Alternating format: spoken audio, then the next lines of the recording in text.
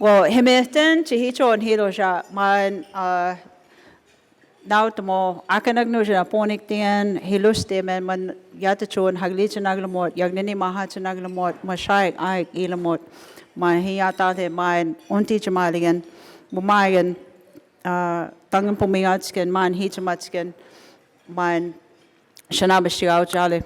You know, thank you for having the opportunity here today, but also giving the opportunity for myself, just as my ancestors, to carry on the knowledge that we have from our breath maker about caring for the earth and paying attention to how we advocate for the environment. I want to thank you for that. And just as he mentioned, you know, I'm a member of the Miccosukee tribe of Indians of Florida, but my mother was a Seminole tribal member, and I'm of the Panther clan.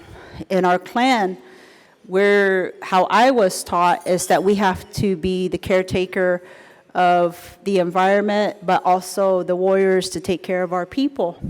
And that's all I know. That's how I was raised.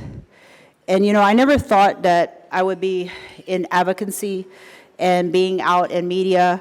In high school, I hated public speaking. I still hate public speaking, but I make myself do it because it's necessary. Sometimes you have to do something you don't like doing because it's necessary and there's no one else to do it. And you have to get out of your comfort zone. And I remember years ago, when I first, with my late husband, we took over operating Buffalo Tiger airboat tours when Mr. Tiger was getting on in age, and we approached him about taking over the tours, and he had said, as long as you carry out what I started. And I don't know if many of you, well, some of you probably remember when Mr. Tiger was the first chairman of the Miccosukee tribe, and our tribe became known for their environmental advocacy, and we sued the state and the federal government over water. And even when he retired, he was still that advocate, and he said, as long as you carry on my mission and teaching about the importance of the Everglades and our people. And, you know, and we said, you know, that's how we were raised, so we will do that work. But it wasn't really until a woman by the name of Connie Brandsilver reached out to us because they were highlighting Mr. Tiger. Her husband is Nicholas Petrucci, you know, a painter, and they were highlighting the advocates for the Everglades, and he had identified key people that he wanted to do portraits of, and one of those was Mr. Tiger.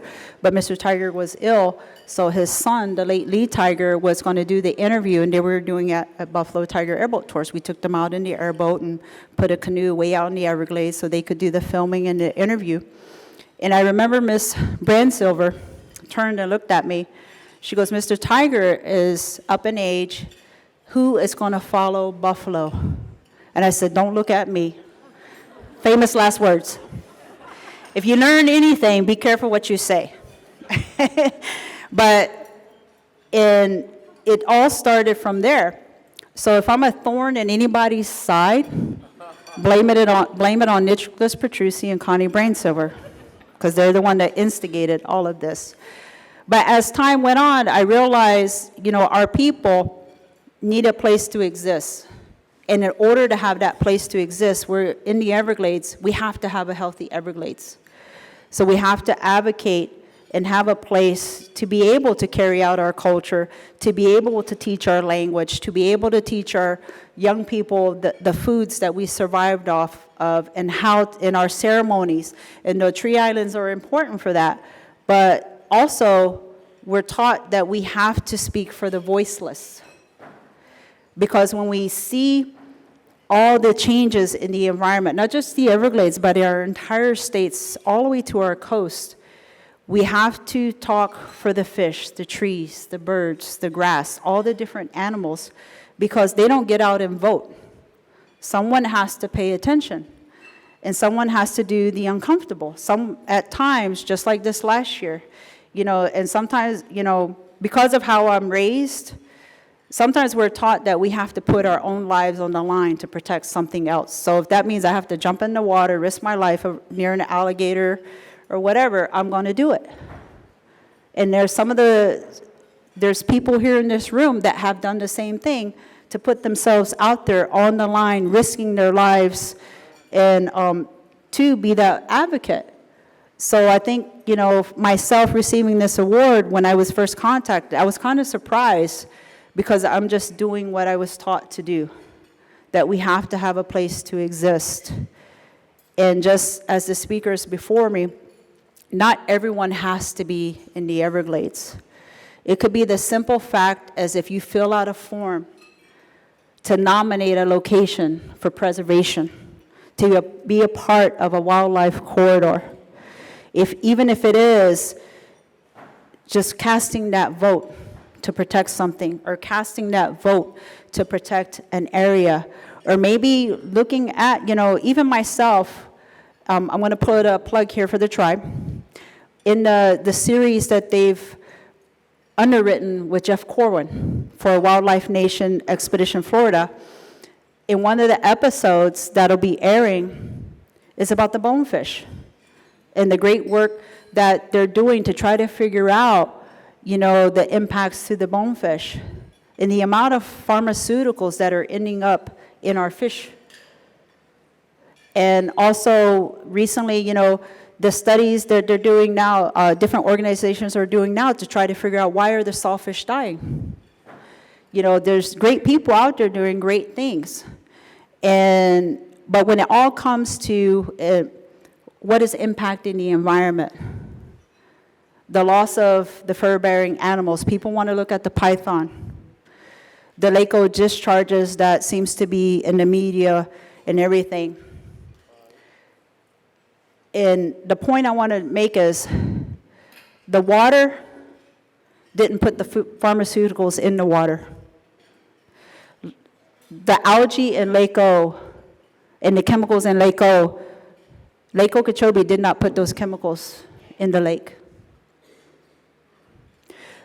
All the habitat that is being lost, the trees didn't cut themselves down. The canals didn't get built by themselves. Our coral reefs aren't dying because the coral reefs just decided to up and die. It's all human activity and impact. And I would hope in my education, when we talk about improving and helping the Everglades, that our conversation looks at healing the Everglades and healing that environment. Because we can't have a healthy environment if we don't heal the environment. We can move all this water and send it here, send it there. But we're not going to heal anything if that's all we're doing. If we look at trying to not add more pharmaceuticals to the water, not add more phosphorus and all these chemicals to the water, not destroy all this habitat, if we slow down a little bit and listen to the water, the air, and the trees, and pay attention to what nature needs, we can't save all those bears if they don't have a place to live. We can't save all those panthers if they don't have a place to live. So it's all about the human being is the greatest threat to our environment. I know we don't like to hear that, but the environment, all the animals aren't doing it in the water. It's our human activity and the decisions and choices that we make and how we live our daily lives.